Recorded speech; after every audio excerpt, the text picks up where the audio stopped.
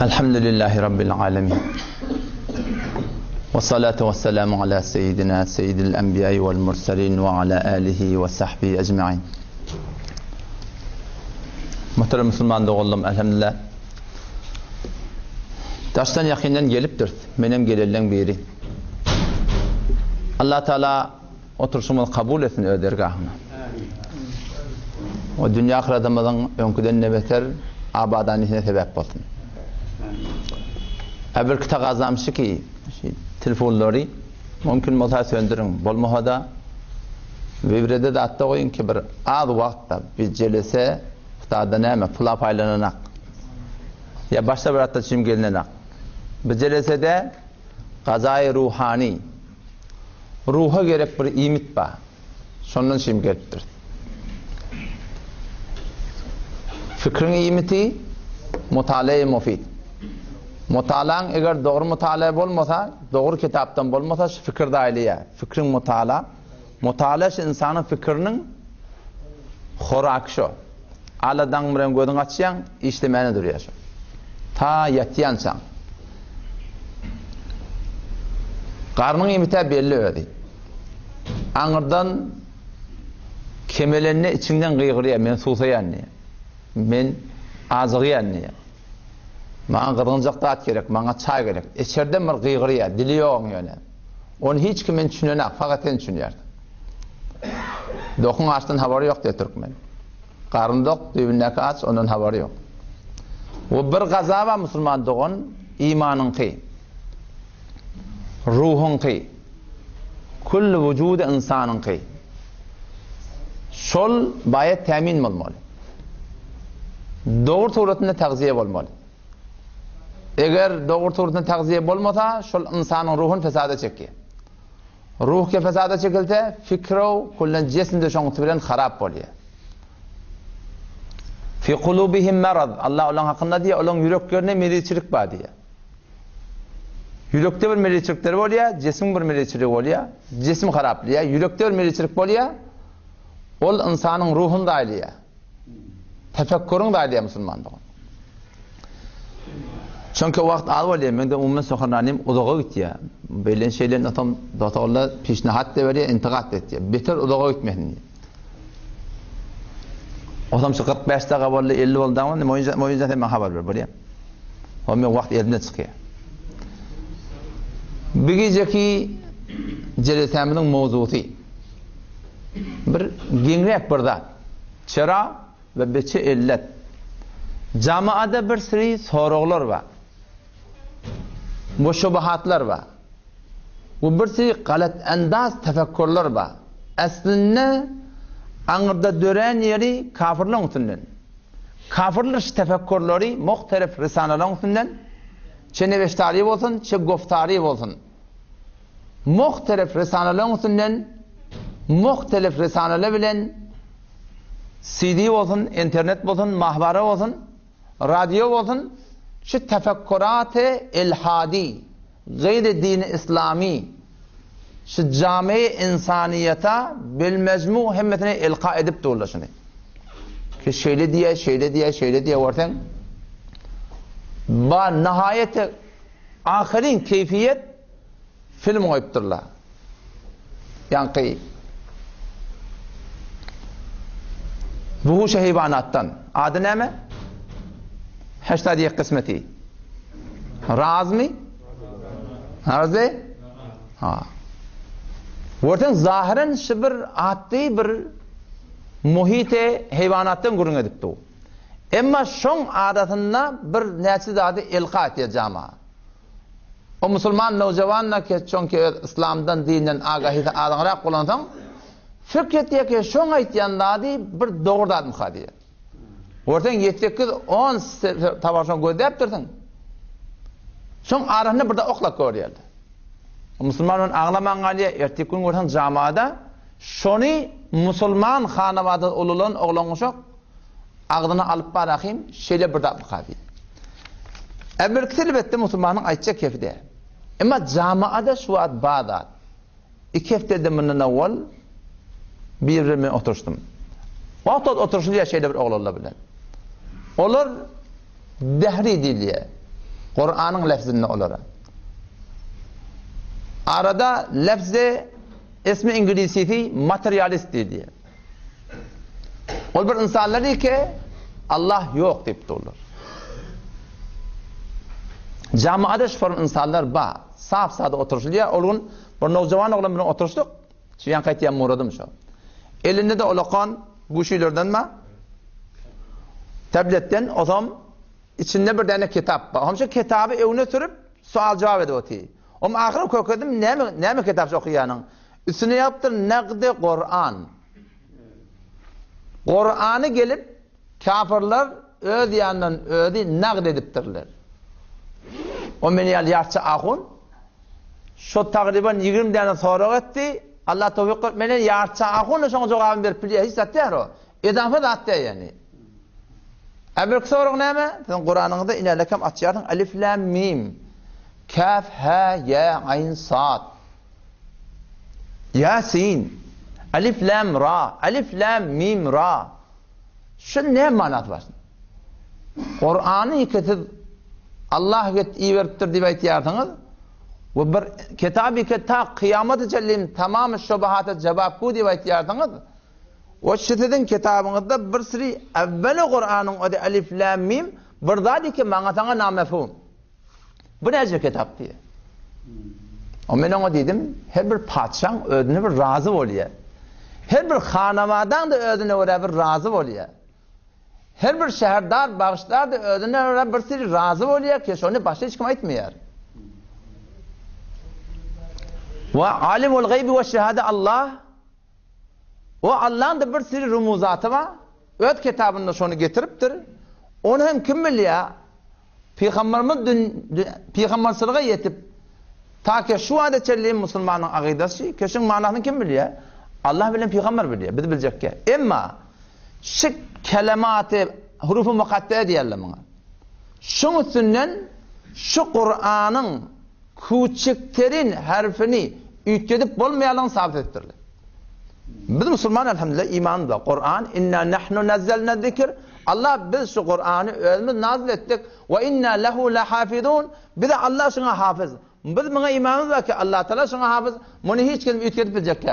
Ama azir ilmi ineleken bir gayri Müslüman ve bu da bir adı Müslüman internetten mahvardan bir kitap eline düşüptür. Şunu düşüp şunu alıp İslam'ın aleyhine şöbe oklattı. Doktor Reşat Halife danışgahı Arizona'yı Amerika'da tesir eden adam. Okuyan kitabı yok diyende 20 yıl oldu. Bu adam dirdir ya dirdir mi bilecek ki. İcaz-ı Kur'an der esre kompüter. Bir çemizi kitaptır. Muhtelif kitaplarda elbette şu hakkında malumat veriliptir.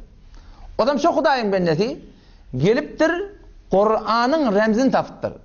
Bir delili ilmi ki Kur'an küçüktür, harfi üytgemeptir ve üytkedip hem bolmayar. Ve hiçbir kimse kitap hem aslen yip sedime saniye de kabul tesavvurda. Ki insan şeyle bir kitabı getirip verdin ki şu suratında şu huruf falan bağlantı koyamazsın. Kur'an'ın avvalki sureyi ki Kur'an'la iniptir. Sure-i İkra. Ne ayet? 19 ayet. Ondan sonra Allah Teala Kur'an'la cehennemin taksıları diye. Şöyle orada yaptıran odun taksılarının eğitim malik. Şun 19 tane nigahvanı var diye. 19 geliyor Kur'an. Ondan sonra Bismillahirrahmanirrahim'in özü 19 tane harf. Gürrümüz 19'un üstüne.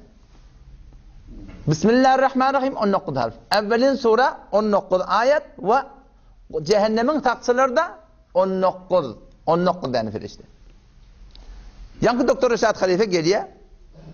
Kur'an'ı kompütere veriyor. Bir bernameye khas bilen. Kur'an'da ne yani elif var. Şunu sanatıyor kompütere. Kompüter sanat bir de fikret falanca mung tane elif çıkıyor. O zaman şunu taksim beri nuzde. Cem kemet yan bakış pezir oluyor. Sıfır geliyor. Toram lamı veriyorlar. Toram mimi veriyorlar. Toram kafı veriyorlar. Toram ha veriyorlar. Yanı veriyorlar. Sini veriyorlar. Sadı veriyorlar. Tamamı hurufu mukattaat ki Kur'an'da geliptir. Şun hemmetini getiriptirler. Allah Teala acayip bir nizam bilen şunu 19'da ne diye bağış fazilet koydu. Ne delil? Keşi Kur'an eğer küçüklerin harfide ütken olsa şunu uzda bağış fazilet bolmalı. O zaman hadise geliyor. Sahabeler gelip sordular diye. Ya Resulallah şi inalekem ve ma ente aleyhim bimusaytir geliyor. Bimusaytir.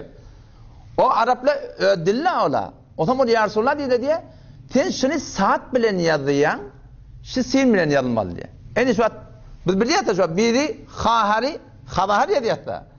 Sen khahar yazsan savadi yoksun diye.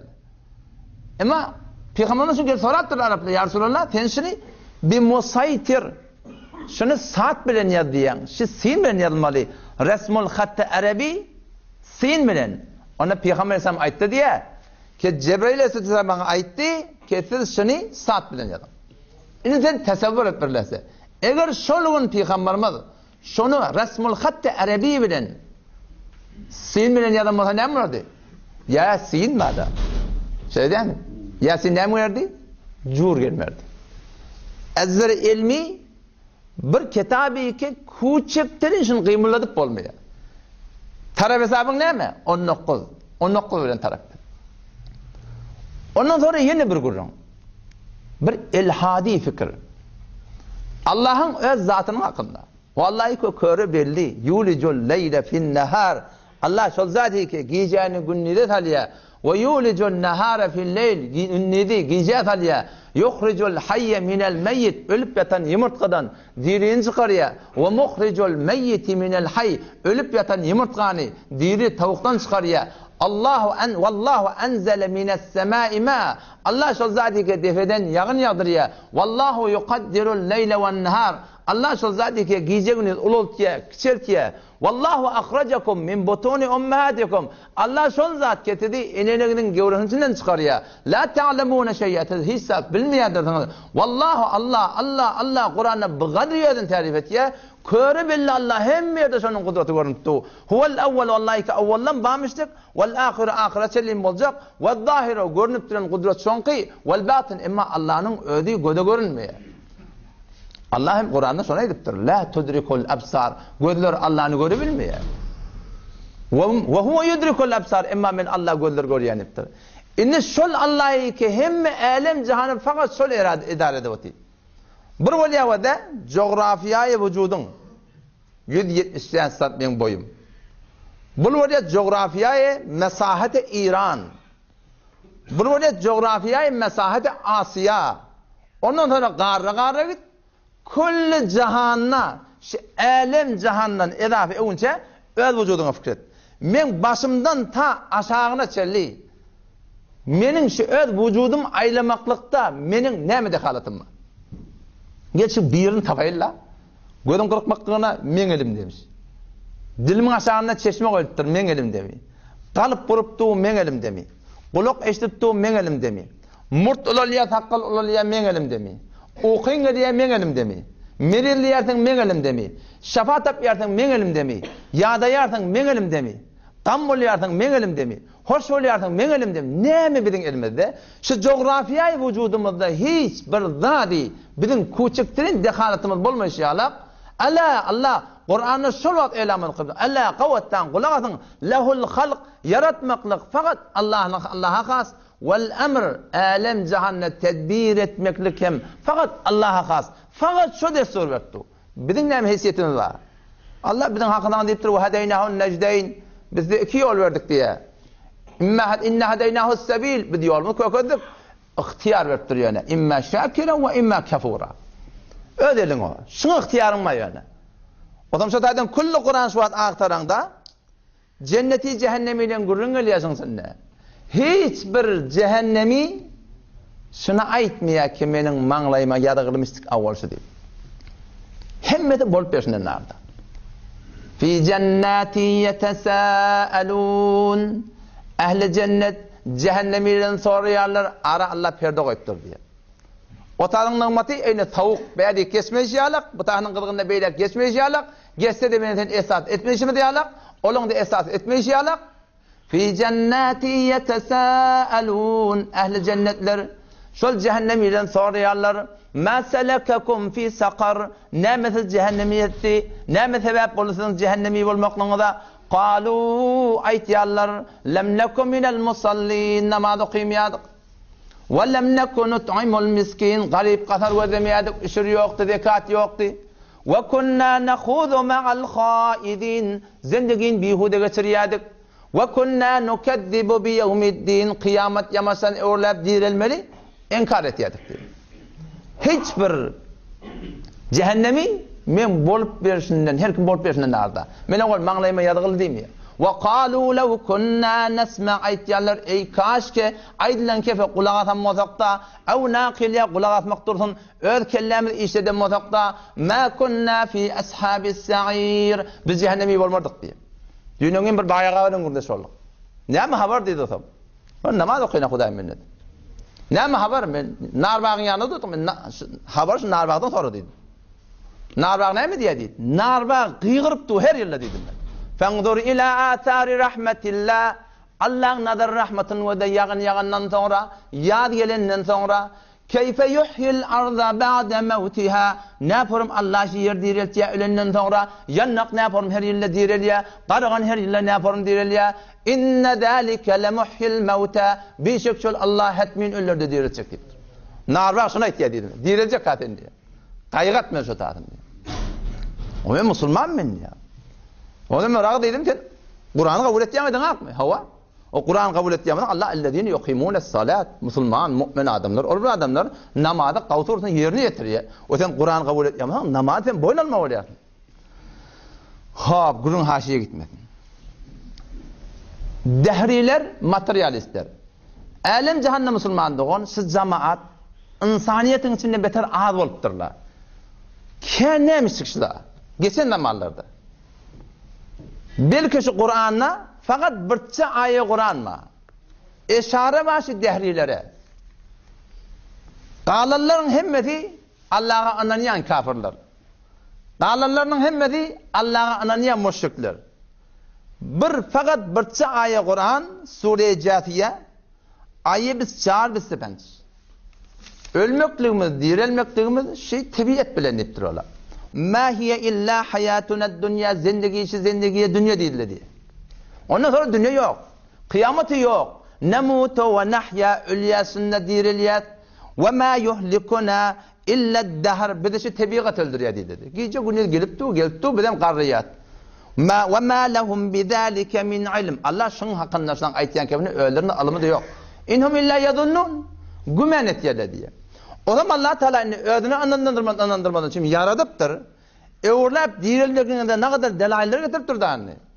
Ve izâ tutla aleyhim âyâtuna beyinat. Vakti ki aşkar köre belli deliller okuyuluyor sonra kesin ölünüzden sonra dirilecek. Ma kana hujjatahum deliller ne minni. Ama da narbaq dirildi.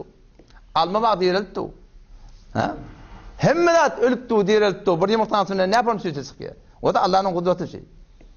Ödün nemeden muttursan, bir tabi sudan muttursan. Alem nahlukkum min ma'in mehin. O al-insan sen insani ki bela nispet kıyamete inkar et yersin. Sen ayet biz sizi bir erze sudan yaratmadık. Alem nahlukkum min ma'in mehin. Oğlan şoğunun adına mehin nakman. Bir erziş pes diye ayttık. Peygamber sallallahu da bolup dururlar. Anında Müslümana geliyor. Adı oradan qavattı. Adını Abdülmesih min Mesih'in benneti. Onun Abdullah dendi. Telekatlar Peygamber evde ediptir. Yalnız koyuluptur. Bayit evde edilmezler. O zaman vakti yıkılır delail okuyul ya. Ola ne? Delil ne mi? Cevap vermeliler. Cevap versi diyor. Kalu'tu bi abaina. Avval ötülüğün şellimiz var ha. Kakımız öttür, babamız öttür. Şolar diriltten getirin. Allah cevap veriyor. Kulillahu yuhyikum aytsalara Allah siz diriltecek. Thumme yumitukum yamaçlardan siz öldürecek. Thumme yecma'ukum ila yevmil kıyameti la raybe fi. Ondan sonra siz işleyecek şöyle bir kıyamet günü ki hiç onun yarım riyal şek yok diye. Şüpherim delaylar okuyor ya. Velakin ektarun nas la ya'lemun. Kabul edin arkadaşlar. Hadiste de geliyor. Peygamber hadisi kutsuda geliyor. Allah Teala o da ediyor. Yasubbu ibn Adem ad-dahr. Adem da olmuş tabiat ediyor ya. Yeli ediyor ya. Gâret ediyor ya. Savga ediyor ya. Allah'ın ve ana dehr diye, şimdi benim elimdeşi diye. Ha?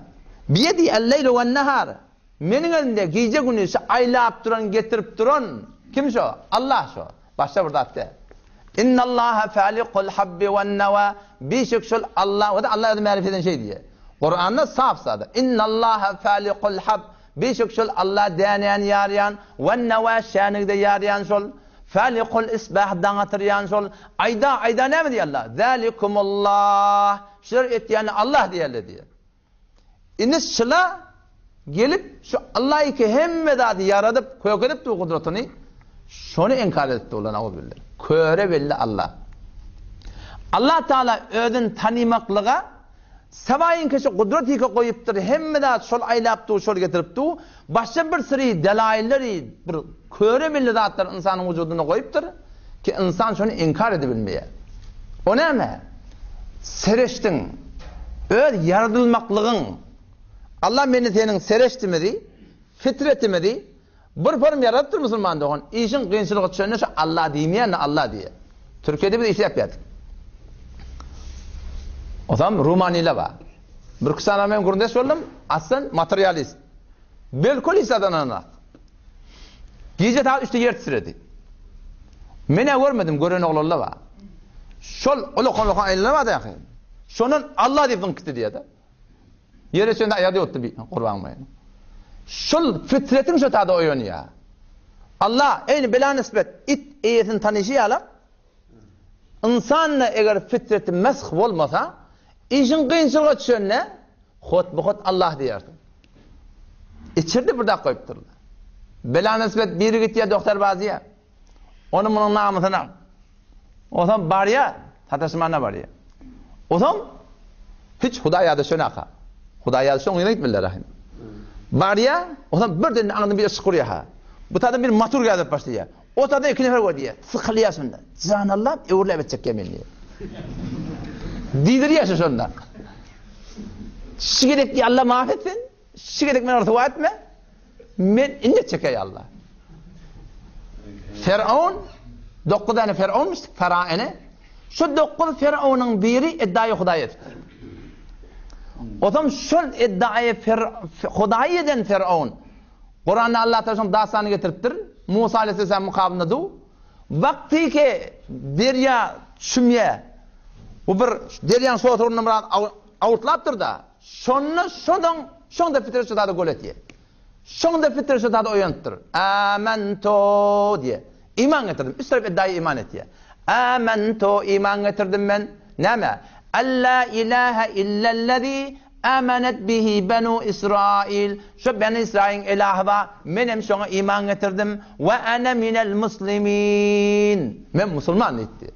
Allah Teala cevap veriyor. Al-ane inni peyda yok. Can karkara gelenden sonra, gün aşağıdan doğandan sonra hem yok iman getiriyor. İza vakaatil vakia. Ol vakti kıyametin kopkulasa vakı olsa. İza vakaatil vakia. Ayetin idnam yardım etsin. Leyse li vakatiha kadibe. Bu ba yok deyip duran ba. Ama solgun hiçbir adam şeket çekedi. O zaman felsefeyi materyalisti bu kimden dönek edenler? Darwin'den dönek edenler. Darwin'i ki bela nispet ne mi öz ayallığının tanıyan ayallığının şunu başka bir yöne satmalı. İslam şey deyiptir. Bu nezre din. Baştan ağdal markette öz ayallığını ödattır şu. Sonra Hudişi Darwin'in ödü şun nezariyesini azri ilmi reddediptirler. Keşi sulular insanın vücudunda ba. Hormonlar insanın vücudunda ba. Ağa kullen behem vuruluyor. Novzat başka form dünyaya geliyor. Behem vuruyor. Kullen gayri kabul kabulü öyle merdud edemezdirler. Felsefe Darwin teksilluliyle. O zaman arada bir danışık verin kardeş oldu. Omçolla. Falan işanın aktığı diye. Reşte Riyazi ağır baş ökte olanların biri bir de 5-6 nefer hususi ders verdi diye. O bir ders verilen zaten hemsi ders verildi. Felsefe-i hayat. O zaman akuna şuna ne cevap vermeli? Mesela ne mi diyen? Onun felsefe-i Darwin teksil oluyor. Sen ne mi diyen? Onun Ne yaparmış nizamı? Hilgatın hakkında sen ne mi diyersin? Ondan avval bir tekselülüymüştük. Ondan sonra ol marmunek bolupdur. Ondan sonra harçenk bolupdur. Ondan sonra ola qarak susmar bolupdur. Ondan sonra ola qarak geltir hoşke çıkıptır. Ha? Ondan sonra susmar bolupdur. Ondan sonra bilmeyen falan hayvan bolupdur. Nihayeten maymun bolupdur. Maymundan sonra insan bolupdur. Men sonra dedim. Ben şu anda söyleyeyim ki alem cihanna bir adam görüptürüm ki maymun insan bolsun. Maymunun şu anda insan bolanam şu anda. Yok da. Maymun Allah'tan bir mahluklardan biri. Peygamber Aleyhisselam'ın hadisi tarihalisini. Ol kavmi Yahudi ke geliyerler Allah'ın hükmüne ters ahkamatlarını icra etmen Allah'ın gadabına duçar olup ne ettiler diye kulen naferman molla Allah Teala maymun ettiler diye. Maymun etti diye. O zaman sahabeler sordu ya Resulullah şu maymunlar şulan neslinden mi? Ama Peygamber etti diye ki o maymunlar şundan sonra ölü kullanıyor. İnsanlar ki maymun mutlular şundan sonra ölü gidiptiler kullan. Bu maymunlar Allah'tan başka yaradanları, başka mahluklar bana. O zaman ikilini sorak dedim. Sen şu ayetyen felsefeyi Darwin'in ne mebnatına göre? Sen ne iman? Kimden aldın sen şunu? Nereden getiriptiler şunu? Ona dedi ne kadar pejvuhat, ikteşafat, ne kadar fosiller var. Lehze be lehze diyen yalak. Saat be saat diyen yalak. Sal be sal diyen yalak. Şöyle kullanman ikteşafat boluptur. O şey ikteşafatın usulün verilen nazar. Hop dedim ben. İnsanın, ulûm-i insani kat'i mi ya nesbi mi? İnsan vakti, insana ilim var. Ulûm-i insani nesbi mi ya kat'i mi? O nesbi. Nesbi diyen ne? Şu anda şu doğru şu nispeten. Sonra ne mi çıkamalı? Ben bir içeri aktar tanıyorum, aktari. Aktara varken evdile dedim. Ondan sonra bir muhtemelen kat'i yamalladılar. Yok muhtemelen Darukhan'dan dedim. Şimdi şöyle yamaşan yine yok kesip yerlerini. Beter yani avra yok yani ganimet var Darukhan'da bağdanı. Biliyenden hiç aktarın ayaklarını. O bir içeri şu Galile var ya Galilani. Şu Galilani şu ulûm-i insani anam edilenden öldürürler şunu. O bir içeri tahkik ediptir. O yer aylanı ya deyiptir. Ola da İncil-i Muharrefe'de deyiptir. Yok günaylanı ya. Yer duğdiydiler diye. Şun mebnasına var gelip şunu öldürttürler. Ama Kur'an ne mi diye? وَالشَّمْسُ تَجْرِي لِمُسْتَقَرِّ لَهَا Günün hem ödüne var hareketi var. Ola ben karargahına var ya. Şun kun ulûm-i insani diye. Keşi gündu. O hem yanlış Müslümandı. O hem ulamalar sabit ettirler. Musa Ruhani Al-Bazi rahmetullahi aleyh bizim esatitlerinden ol bir insani ki ölünden sonra kabrinden hoşboyu çıkıptır benden. Sizce bir acayip bir mübarek insanmış. O zaman ulûm-i insani mütüven sen akidet tutunun sen dedi. Bir ulûm-i nesbi sen şun mütüven ne yaparın akidet tutunacak? Hop sen felsefeye teksullûliye ne mi diyeyim onunla? Ben Kur'an şun cevabını veriptir dedim. Ayeye si Sure-i Enbiya Evelem yerellezine keferu ennes semavati vel arda kânetâ ratqa fefetegnâhumâ ve cealnâ minel mâi kulle şeyin hayy efela yu'minun Evelem yerellezine keferu ayası kafirleri görmeyer mi? Ennes semavati vel arda kânetâ ratqa beşek asmanlar yer yavşıgılı bırdattı evvel bırdatmıştık şey. فَفَتَقْنَاهُمَا bir de Allah için yardık diye. Şu yaranı kim diye dedim. Doğruydu yani. Teksullûri evvel birmiştik şey. Ama şu bir kim yarıptır. فَفَتَقْنَاهُمَا bir de Allah için yardık. وَجَعَلْنَا مِنَ الْمَاءِ كُلَّ شَيْءٍ حَيٍّ biz hem medadı Allah için suvulen dirilttik diye. اَفَلَا يُؤْمِنُونَ o siz mümin olmayasınız diye. Ama cevana olunca soruyor da. Şimdi Allah fikri mi gelen diye. Ne yaparım da koyuyor? Ol Hudaý ki sen maňyňda zaýy bolsa näçe Hudaý bolmaly? Ol Hudaý ki gelip meniň hyýalyma girse, meniň tahayyülüme girse, meniň gowweye, tasavvuruma girse, o näçe Allah bolmaly? Musa aleyhisselam we adam bir-birine kepleşende ara muhabbet giriyor. Muhabbet girip de soran göretin geliyor da. Musa aleyhisselam kuwutura baranna ve Allah'ı göredi. Kâle Rabb Erini endur ileyk ya Allah bana sen ödün kököt. Men bir göreyin ya Allah. Allah beter bir avudan zat diyor. Her bir zatta Allah'ın kudreti var. Şu avudan zatlar var ahi. Ödüne karşı celbet çokul başına gay. Şonu yaradan Allah nerede adam olmalı? Ne kadar adam olmalı? Kâle Rabbi erini endur ileyk ya Allah sen ödün bana koyup bir görenin etti. Allah tarafından dedi ya Musa lan terani sana yanın hergiz bolmaya. Bu dünyada bolacak da hatta yani Allah Teala adam atının peygamberini koyacak bolya. Bana sana da bir dert. Velakin endur ilel cebel ey Musa sedağıdı. Fe in istaqarra mekanahu fesawfa terani. Eğer sen sedağıdı bilse seni men görebilirsin. فَلَمَّا تَجَلَّى رَبُّهُ لِلْجَبَلِ ol vakti ki on Rab Musa'nın Rabbi Allah ol dağa tecelli etti. Allah'ın bir zerre nuru dağa çıktı diye. Cealehu dakka çaş kayıttı dedi. İri. Ve kharra Musa sa'iqa. Musa aleyhisselam cin arkan ölünün gittir. Tepeden bir dağ çıksan yüreğini alıp var ya bir dağ yıkırıp geliyor. Çelem çaş ol çelem çaş. Musa aleyhisselam ölünün gittir. Bir vakti hoşa geldi ya Allah. Tövbe men etti. Tövbe ya Allah. Pes ve de nizami keşi deferde ba. Şankilin fazane verdi Amerika'yı. Vakti ki bir ol seriye seyir muşakta bilen gidip geliyor da. O zaman ondan soruldu diye. Ne mi habersiz defede? Ona şu mesafete yani kısal nuri var. Ki her saniyede şu kadar kilometre gidiyor. Eğer şu bilinni hesaplayıp otursan şun anlatın yetip olacak kadar. Sazman nasıl elam ediptir? Şu defede. Şu defede bir vehşetnak muhit var. Şu defede. Etek de mevcudat fezayı diye hatta biliyor.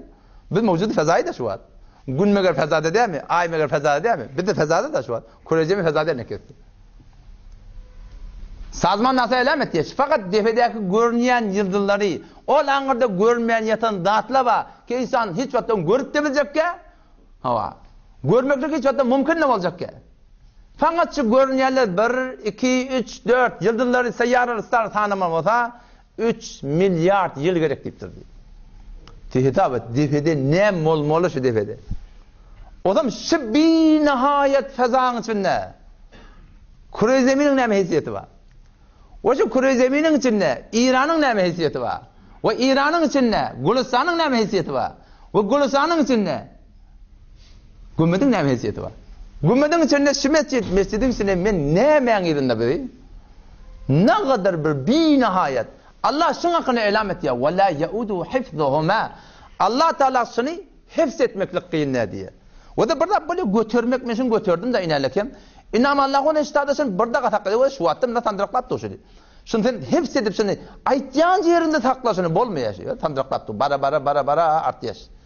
Allah şu 7 kat atman 7 kat yerin hakkında elam ediptir. وَلَا يَعُدُوا حِفْظُهُمَا şunu hifzetmek öz medarına ve kullum fi felaki yesbahun hemmet bir felekte çarkı şurttu hiç gayet kuçuktirin sedem saniye zayinden imlala şul Allah elam ettir innallaha bişük şul Allah yumsikus semavati vel arda en tezula asmanlar yerin mesirinden taymaklığından şol Allah hifaz etti. Ve la in zalata burvat zayinden tayata yine kim hifaz in emsakahuma min ahadin min ba'di şol Allah'dan başka hifzetecek yok Müslümandır. Felsefe Darwin şu akıl bile Allah'ı bir nihayetin aklına yetmeli. Gayr mümkün da. Hem biraz sabır Allah'ın eline. İyi bir tane kitapta okudum. Türkiye'nin sahibi. Riyazun Nasihin. Şunu birden dastan getirdi. Allame Nişaburi deyip bir adam dastanı getiriyor. Allame Nişaburi rahmetullahi aleyh Nişabur'dan Bağdat'ın üstünden ondan Mekke'ye karşı var ya. O zaman Bağdat'ta Darul Hilafe İslami o zaman şu tağda bir dehri tamam ulamalarla bahsedip aciz ediptir diye. Her neme diyen cevap veriyor. Her neme diyen cevap veriyor. Bismillah. O zaman halife haber verdi diye. Halife sahab Allah'ın Nişaburi geliyor dedi diye. Şayet sabır cevap versin şuna. Bir de aziz etti dedi. Ne mi dedin? Yani bir cevap şuna verebilir akla. Hiç keplemedir. O adam Allah'ın Nişaburi'nin önüne gidip haber verdi diye. Şöyle Cenab-ı Mevlana bir tane dehliye bir tataştık bir de iş verdi şey. Ne mi diye onu şöyle Allah'ın önüne. Şöyle mi hava? Onu dedi diye. Mesir sefer belli. Men palan şeyle getiyen, men palan vakta bararın. men barmakam celese mubahasanı germetten oturun ve şunu da şunu elam edin ki Allah menin şaburi gelecek sen cevabını verecek deyiptir. Men o zaman gelirim siz menden sorardınız neni gece kalın. O hemen cevap verin. Bolya aynı karar yalak. Celese mebahas kıldırıyarlar. Yetmez taqatını gödeştirler. Bana da elam var ya Allah menin şaburi gelecek. Beter bizim ulukhan alim var. Gel Allah menin şaburi o netiyle hormata çıktı diye padişah tahtından düşüp kocak başıp gel Allah'ıma oturttular diye. O ne mi gördün? Yo elhamdülillah tağlık işte bir var şey Allah'ın anına aksı dedi. Oho söyleme. Sen ne giyse kalın dedi diye ama. O mene doğurtu yaş derya kenarına geliyedim. Bir kim dat gördün dedi. Ne mi gördün? Onunla mene şe'ni hurmayıp doğdum. Hurman şe'nini okudum yere sahile. Bir dönne şu hurman şe'nini içerik girdi yere. Bir ulukun bağ ol çıktı. Göğünü össü. Esmer bir nihayet bağ. Sonra da gürhüllep yıkıldı. Sonra da bölük boldu. Ulukun bir taymıl becerli. Gu derya çıkıp gitti. Menesi bir lehzede bolanda şu bağın şu bolup duruşuna, şu denenin össüne, taymıl boluşuna heyran kaldım beni. Angalık kaldım. Sonra için gece kaldım. O gülmeyen dört diye. Alım diyanısım deydi. Akıllı orada kimin deydi. Ama dediğim ayıttı diye. Men akıllı doğru değil mi? Sen akıllı doğru değil mi? Sen bir dene hurman ağaç bolup da süpürüm ötüp de sonra onun bağ bolup da taymıl bolup da gitmek sen bir akıllık diyen şu 7 kat asman 7 kat yer şunun hemmeti şu acayip nizamını eylemtu şu aylap duranın adına Allah ödü adı Allah şun ödü merifettir sen şu hemen türlü kot bultur bet yakın lam cim durdu diye bu nocavanı Mesih'i iman getirme o diye onlardan Kur'an vertirler bir dost oğlanı o zaman ama İslam erdi ediptirler. İslam şey. Onun bir kitabında okuyup Kur'an getirip verdiler diye elime. Şeyle açtım diye. Muallifin adı yok diye. Bir tane açtım diye.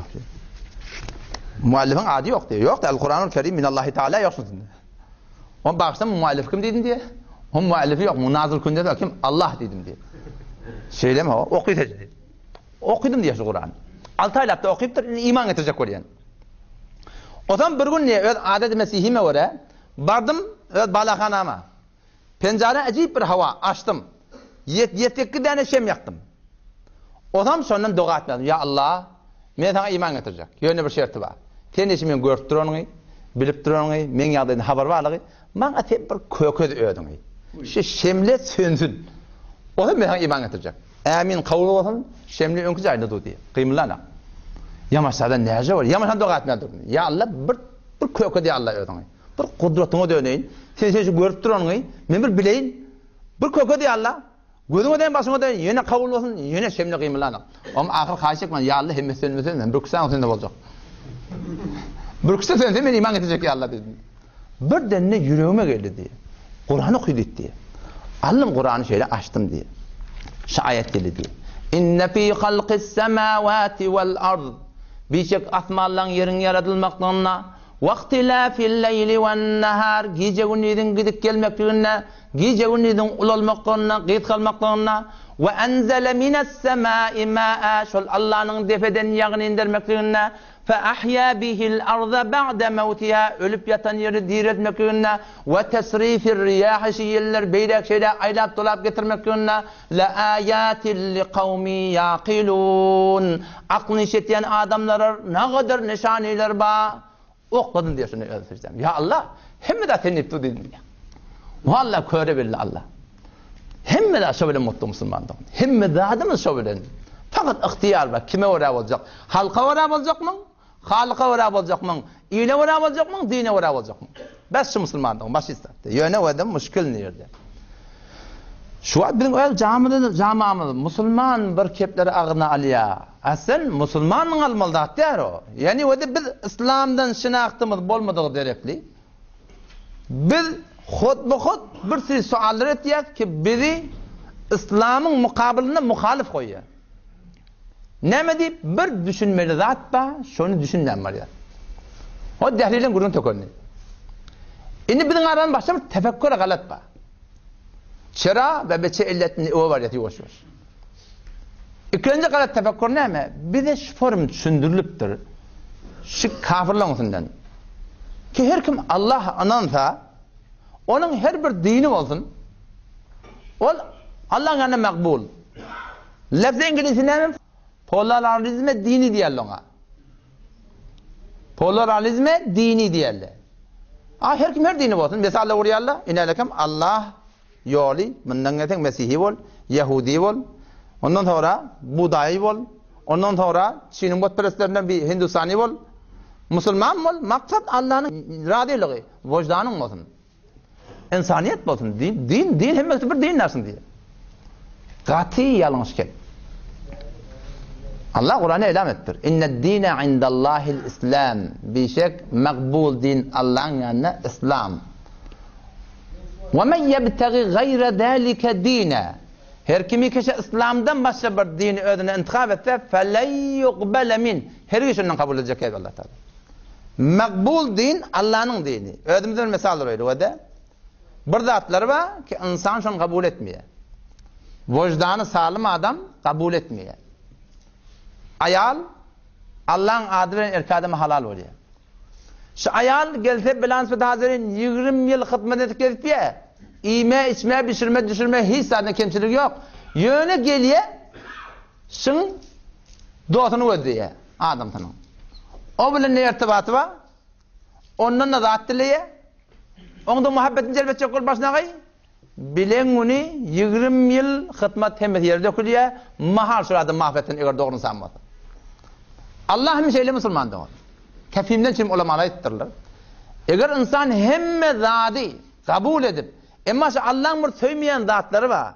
Allah'ın bir gayratına değen zatları var. Eğer şol insan şunu etse şol gayratlar yerden Allah insanın şunu ibadetini kabul etmiyor. O zaman bizim camamda şunu düşündürüptür ki her kim Allah'ın her bir dini olsun bitil yani sedeheştahteha sedeheştadiyik derece Kur'an'ı ters akıydı. Peygamber Aleyhisselam atasının adı ne mi? Abdullah da şeyde. Allah'ın bennesidir. Peygamber Aleyhisselam dünyaya gelmeye atası bir rivayette 25 yaşında dünyadan gidiptir. Peygamberimiz 40 yıl sonra peygamberçiliğe yetiyor. Yani 65 yıl önce Peygamberin atasının adına Abdullah taktı. Allah'ın bennesi. Allah'ın bennesi. Biz şol peygamber vatına kafirler, müşrikler Allah anlayalamıştık. Yani Kur'an'ını açıklayıptır. Ayeye şessiyek. Sure-i Ankebut'u barda okuy. Allah ananmaklık Müslümansılık değil. Fakat Allah badiymek. Yok. İman neler 7 zat. Âmentu billah ve melâiketihi ve kutubihi ve rusulihi vel yevmil âkhir vel kaderi khayrihi ve şerrihi minallahi teâlâ vel ba'ti ba'del mevt. 7 zada kalben yaqin edip inanmalı. Ve le in se'eltehum men halaqas semâvâti vel ard ve sekharaş şemse vel kamer leyekulunallah. Ve le in se'eltehum ey Resulü Huda eğer sen şu müşriklerden sorasan men halaqas semâvâti vel ard asmanlar yeri kim yarattı? Ve sekharaş şemse vel kamer ayı günü kim musakhar etti? Leyekulunallah. Allah yarattı bilir diye. Ayet şesiyek Sure-i Ankebut. Biz müşrikler Allah ananıyarlar. Kur'an gelip kafirlere Allah ananın diminden şeyim gelmeptir. Kur'an'ın şuarı tevhid la ilahe illallah. Allah'tan başka öyle layık ibadet var diyebilmiştir. Ya mesela 7 ayet. Ayet şesiyekini bardan okuyun. O tarzı Allah taşın soruyor. Atmandan suna adlet diyen kim? Ülpeten yer diyen kim? Le yekulunallah. Allah etiyeli diye. Pet müşrikâne Mekken ve hiç unvan Allah bile müşkilleri yok. Onunla Kur'an ne için götürür? Kur'an tevhidi sabit etmiş için götürür. Ayet çeledi Sure-i Rum. Kul siru fil ard. Ayet Resulü Huda. Gidin yeryüzüne gelin. Fendur keyfe kâne âkıbetullezîne min kabl. Geçerlen yağdayı ne züredi? Kâne aktaruhum müşrikîn. Köpsü müşrik düşülün diye. Müşrik diyeleri Allah ananıya. Yani Allah'ın ibadetine başka bir zatlarda kaptanı ibadet etiyor. O zaman Kur'an getir la ilahe illallah. Allah'tan başka layık ibadet yok. Yani fakat Allah'ın ibadet etmeli. Biz Rab olmayak hem Allah'ın ibadet edecek o zaman hem de mahluk ibadet edecek o zaman bolmayak deyiptirler. Kur'an şuna deyiptir gel. Molla Ali Hayr rahmetullahi aleyh Fikhul Ekber İmam Azam rahmetullahi'nin kitabının yadanın şerhinde. Şuna şerh ettir Fikhul Ekber'e. Şoň Safiýa zahna aýtýar ki Kur'an mından silim gelmedi ki Allah ba diýmeklige. Bu Kur'anyň dawaty diýär musulmandygyň. Kur'anyň dawaty Allahdan başga laýyk ibadat ýok diýmelidir. Butperestliň meýary olar näçe butperest edipdirler. Aýy 2 Sure-i Yunus.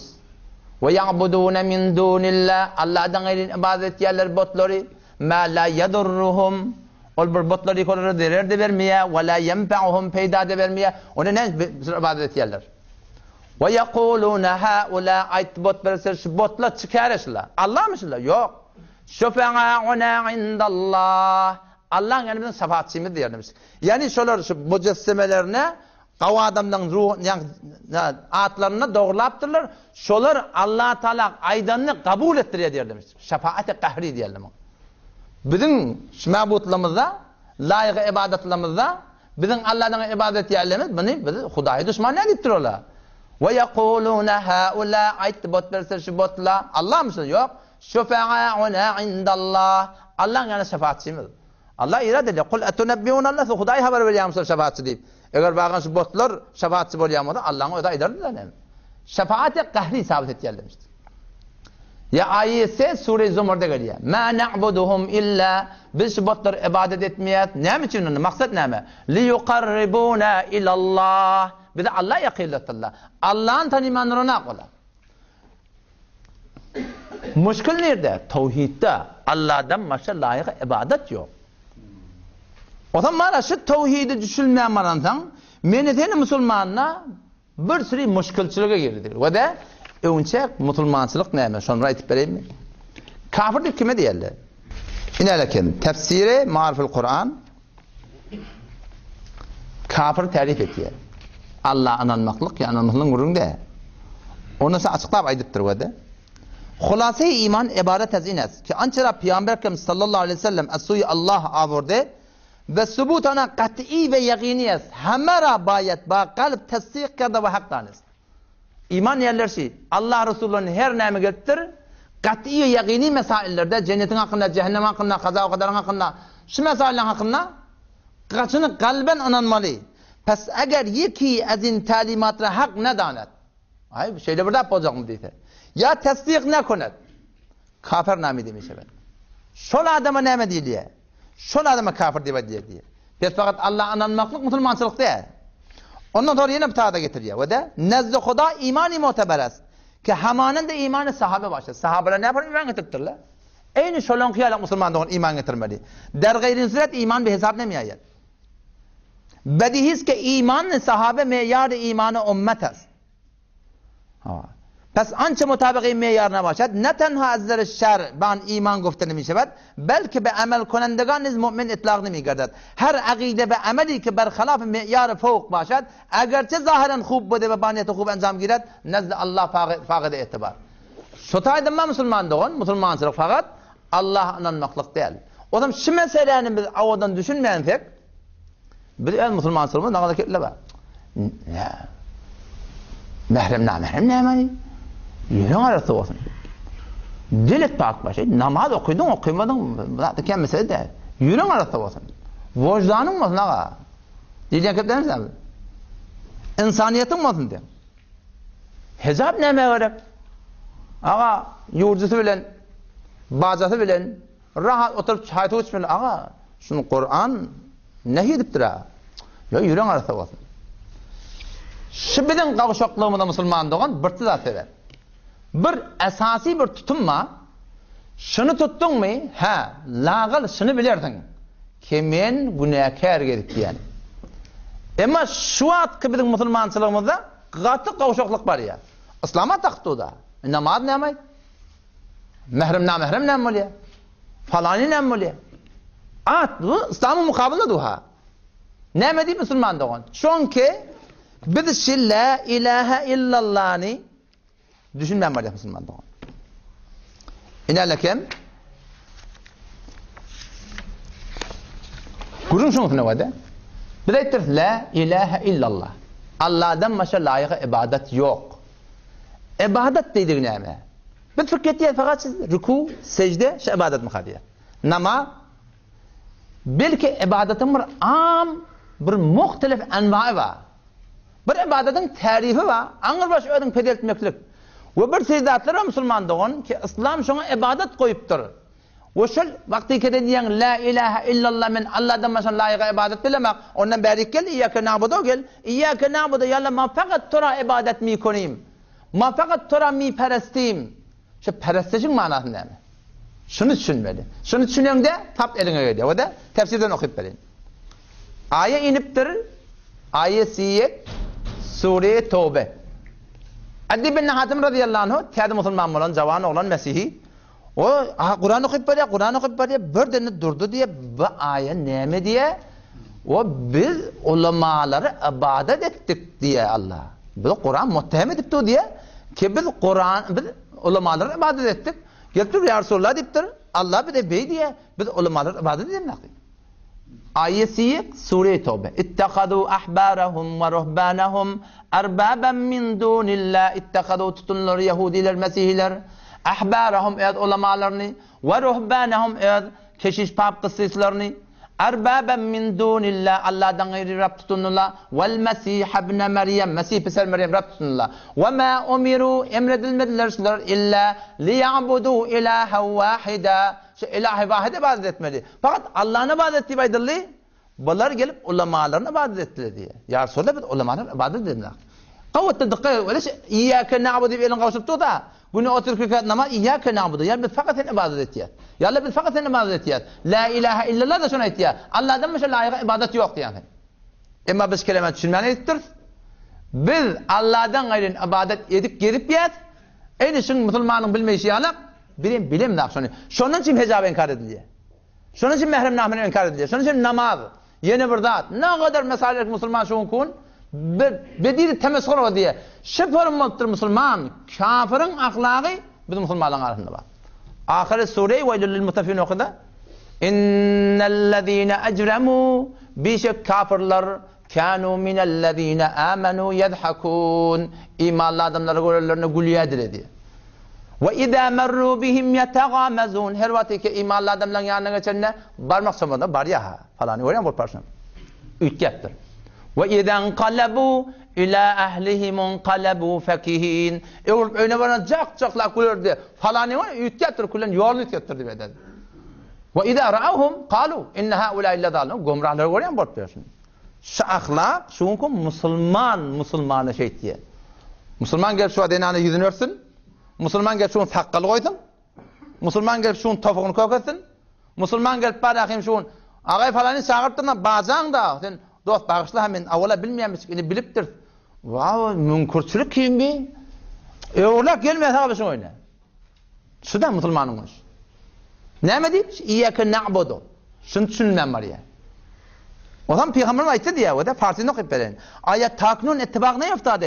Ki ulema işima besiyar çizar ki Allah halal kerdi. Haram karardı hen. Ve bilaks besiyar çizar ki Allah haram kerdi. Halal bedanen. Sepes şuma bir gofteyi ana ihtiram güzaştı.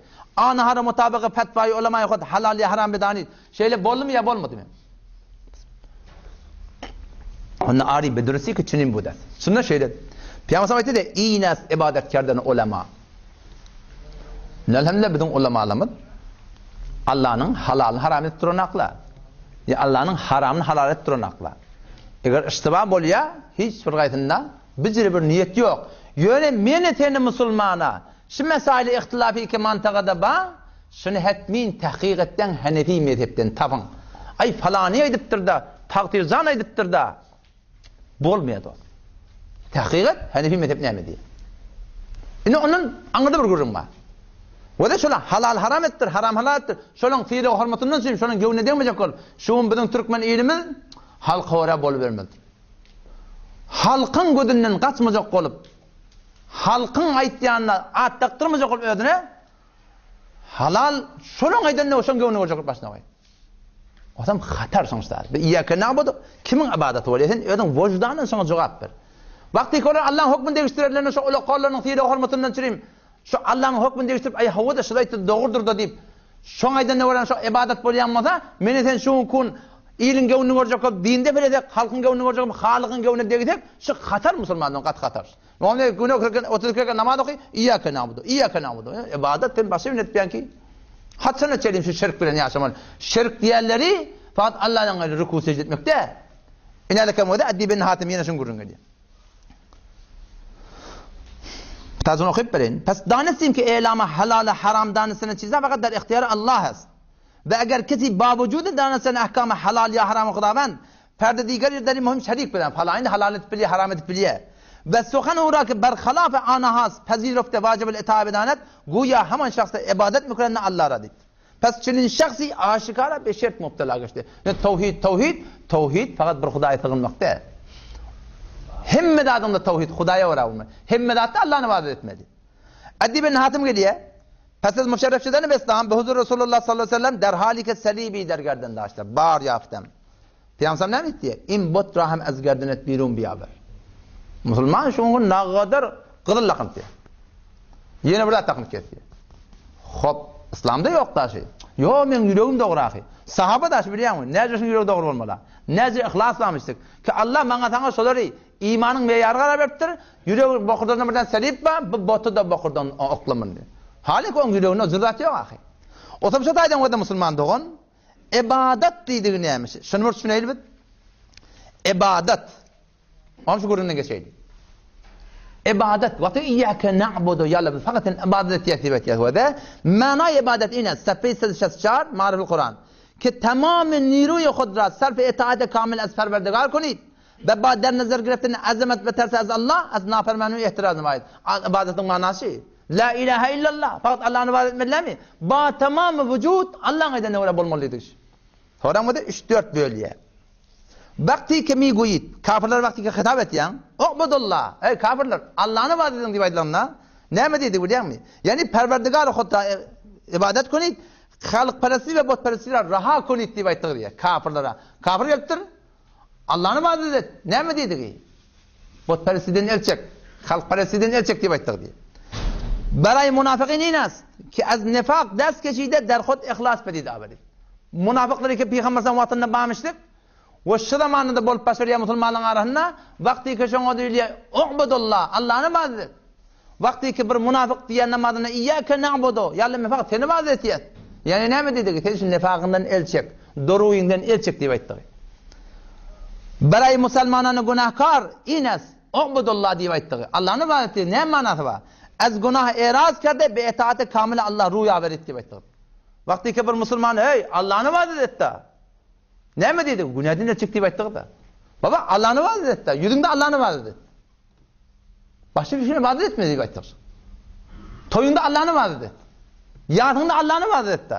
Yani haytı bir zadi ki şeriate tert oluptu Kur'an seni tabir ettiği şeytanın ibadeti diyordu. Ayet şestiyek yaşasıyık. Sure-i Yasin'le.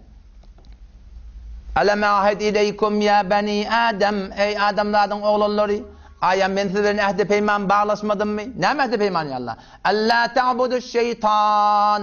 Ki şeytan ibadet etmedi bu adeleşim dak mı? Şeytanın ibadeti şeytanımızı görem dağa. Tefsir malum Kur'an sonra getiriyor. Peygamber sana hadis getiriyor. Bir adam maddiye fakat pulun edinde. Halal, haram, vam, derset, nuzul onun işi yok. Var yığınamak bilen. Peygamber'den ta'si abdud derhem ve denanir. Ne kadar telekef dirhemin benneti. Derahim denanirin benneti. Doların benneti. Euron benneti. Bendeye derhem diye sonra. Bir adam maddiye belansa fakat ayağının yerinde. Gevunu vuracaksın. Ne mi diye edecektin? Halal, haram, egri, doğru işi yok. Abduz zavce. Ayağının benneti var diye sonra diye.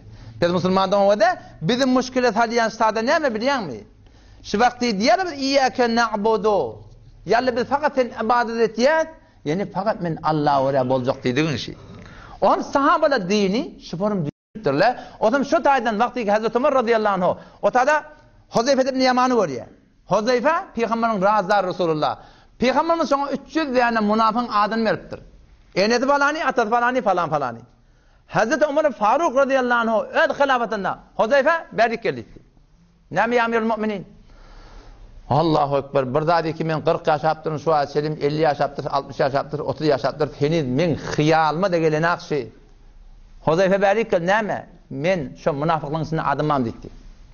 Neyini korkuyor şöyle? Bir neyini kayası battır. Şun öyle ibadetin manisini düşünüyor. Ola şeytanın ibadetinin malini çürüyor. Vakti bir ekerdin vurdur ya, hiç şek etme. Şeytanı ibadet etti. Vakti ki bir onun namusunu getiriyor, şu şeytanın ibadetini getiriyor. Vakti ki bir çeşmişlerini getiriyor, şu şeytanın ibadetini gönderir etti. Vakti ki aydım saat ettiriyordun, şu şeytanın ibadetinde. Vakti ki telekebel böyle getiriyordun, şu şeytanın ibadetindedir. İbadet dedi ki Allah öyle olmalı Müslümanlar. Huzeyfe memnun şunun seni. Onu ya memnun sen yok dedi. Onu men valilerin içinde var mı? O standart başlar koyuptur. Onu bir vaat etti. Kim şu aytacak dedi. Emir Mümin Ömer radıyallahu anh öyle taf çıkardı dedi sonra. Cınada getiriyordan cınada. Faruk Azam şöyle gördüyen. Huzeyfe var mısınız cemaatta? Huzeyfe yok. Okuyman çıkıp gidermiş. Münafıkçı diye vermiş de. Bizde de çok korku gerek. Ne? Çünkü Müslümançılık hicab neme, namaz neme, mehrem namehrem neme, ineleken ve de acayip bir durumda şey. Peygamber sana ayıptır. El hammu el maut diptir. Hamu ölüm diptir. Hamu diyen kim biliyor musun? Yuğurcuğun ayıtıyor. Yuğurcuğun geleceğim oraya o tarafta. Geleceği bilen yuğurcu bir yerde bolsa, tataşsa, ağrıda perde bolmasa ölümsü diptir Peygamber'den. O ne ölüm olmalı? Başta namehremler değil mi heptir ha? Yuğurcu diptir. O ne mi dip? Çünkü başta namehrem birbirini görecek olsa kıyın. Men falanın önüne varacak olsam kıyın. Falanın ayağını tatacak olsam kıyın. Talan verecek olsam kıyın. Ha, yeni varacak olsam kıyın. Ama gelece her işinde geri çıktı. Olsam bilansız bağışlan vakti işler Türkmen zaten. Falani şeyle oldu. Ne pottursa. Bir yüreğin arasında olsun. Peygamberimiz sonra için Müslüman doğan ölüm diye aytıyor. Onun manası yani o da hutferibi da şey. Ağa saf, sen halka Allah'tan böyle ödün Allah bolmara. Sen vakti geleceğin önünde sonra angalık otur kalıptı. Ağa men sakat etmek men testinde men burada yüreğime düşe baba yürek menimde de ki şey öde çektirme koyupturlar. Şunu e-maille deyitele. Bu burada oturun iman doğdan atıp. Ama sen hüvayet etmeli deyilsin. Nerede hüvayet etmedin? Menin de der, senin de der akım o. Hutferibiyet melle. Baba ölüm şey. Ölüm da şey. Yani peygamber yani şu geleceği yuvarda işte mi? Ölüm bilen demiş dittir.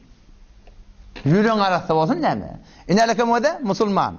Şu la ilahe illallah düşünmeye de ayet pencası. Sure-i Ahzab. Mehrem namehrem mi adın? Mehrem namehrem.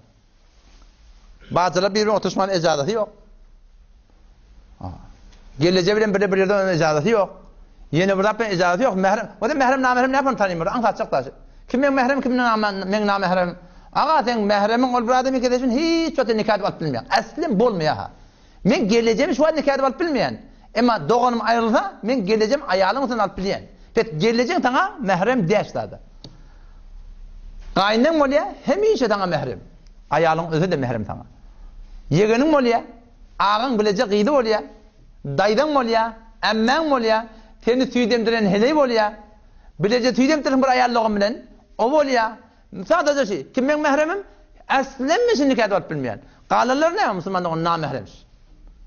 O zaman Müslüman doğanım şun kun bilsin la ilahe illallah. Men fakat Allah'ın ibadetinde bolmalı, itaatinde bolmalı düşünmedik. Sırahaten bil Kur'an'a terk diye. Ayet pencası Sure-i Ahzab.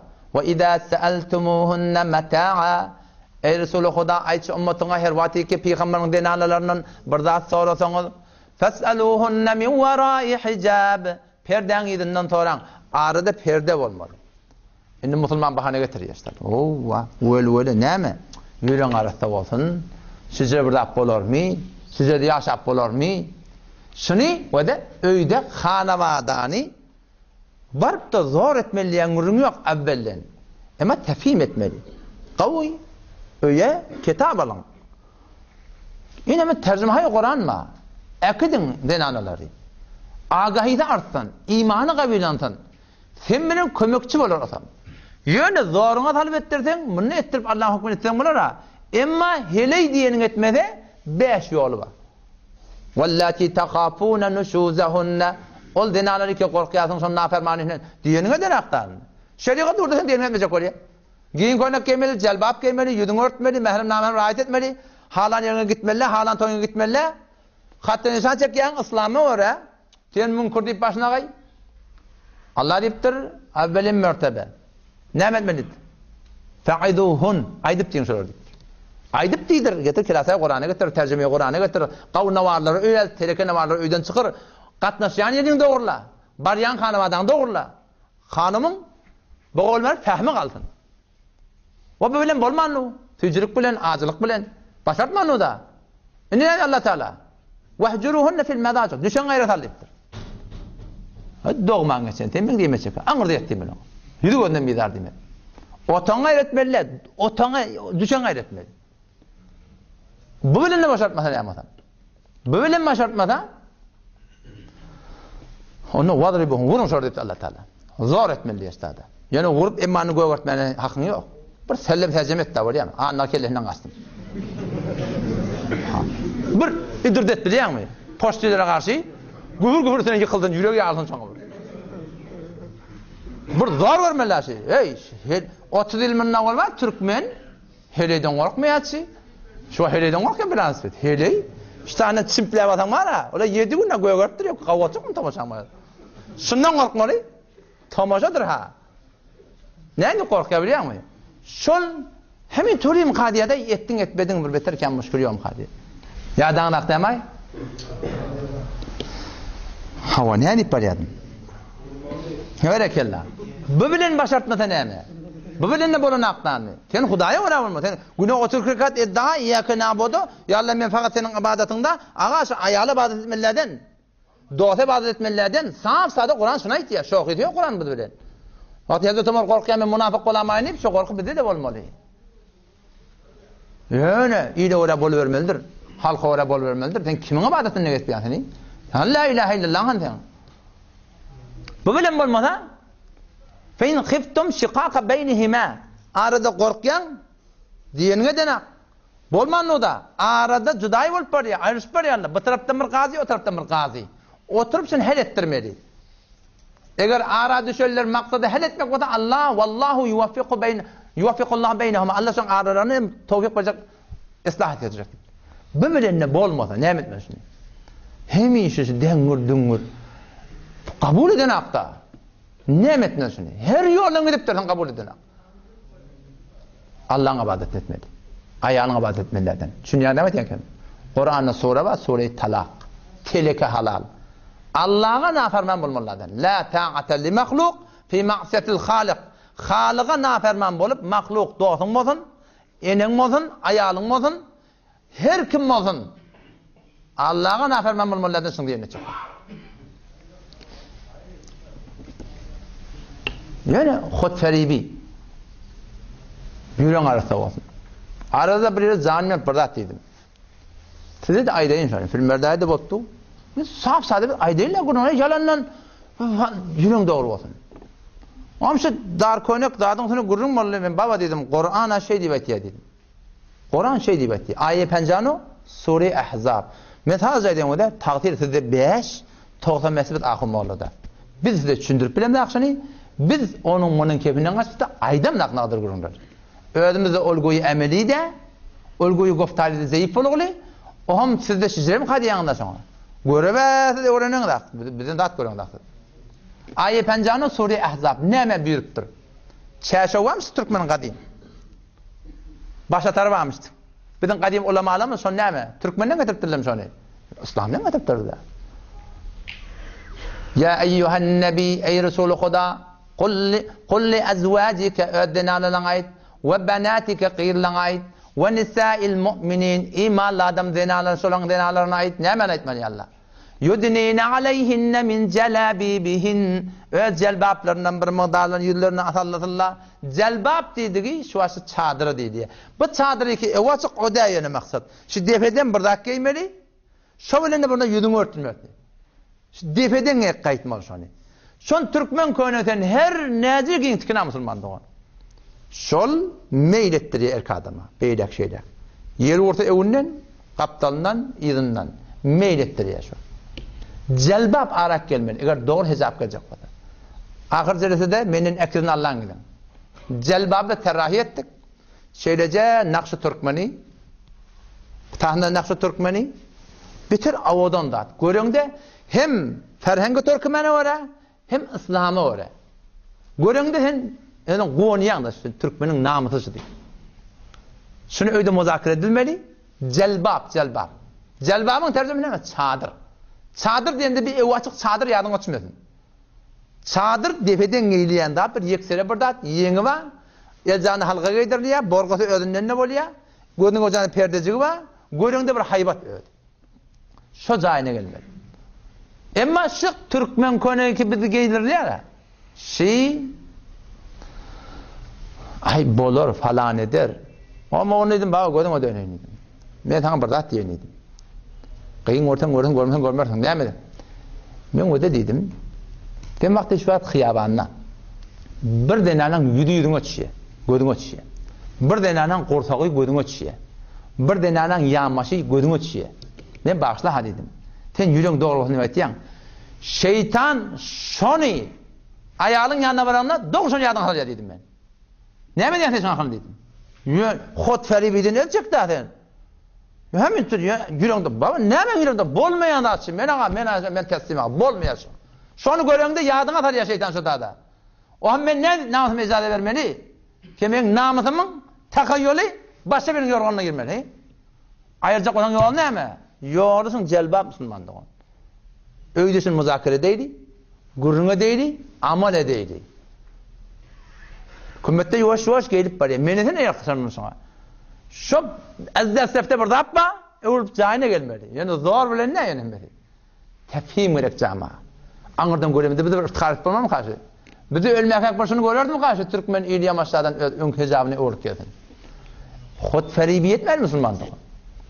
O zaman şu tayda Müslümanlığı inşallah himmet edeydin. Bu suala hay bir cevabın anlat verirken gelecekte inşallah ben hazırlasa koyuyorum. Çerabe beçerler. Galat fikirleri ki bizim Müslümanların arasında var. Hemmeti kök nereden başladı? La ilahe illallah. Bir Allah'ın ibadetinde değil. Muhammed Resulullah da geliptir.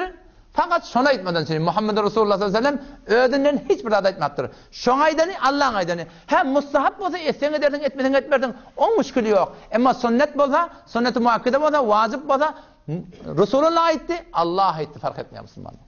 Allah da hemşehrim tevfik versin. Bağıştan katan razı eden oldum. Allah da hemşehrim dünya kırılın abad etsin. Allah benim tevfik versin dedim. Benim imanlı gidip oğlansanız Allah'tan cennetin ebedi hemşehri yaşamaktır.